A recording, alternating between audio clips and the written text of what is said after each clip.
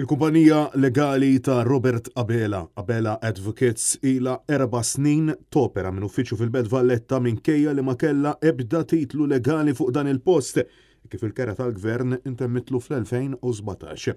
Dan ġie żvelat mill-ġurnal Times of Malta fejn ġie rrapportat li l-kirja tal-gvern għall-uffiċċju fi Strada Stretta intemmet 4 snin ilu wara li l-Prim Ministru nnifsu personalment skont dokumenti uffiċjali ħaf ismu l-kirja mill-ex partner legali tiegħu Ian Staffraċ lura fl-2013. L-uffiċċju jagħmel parti minn blokk li jinsab biss ma' 30 metru bogħod mill-qrati Maltin.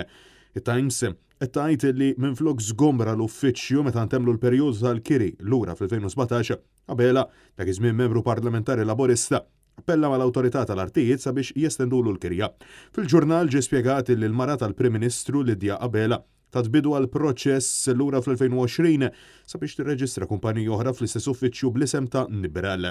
Ġurnalisti mit-Times spjegaw li kuntatjaw lill-awtorità tal-artijiet dwar dan il-każ fejn intqal li ddefendew id-deċiżjoni li ma jiżgumbrawx lil Abela mill-proprjetà. Bikellima l-Prim Ministru jisħu li l-proċess ta' estensjoni għadu għaddej.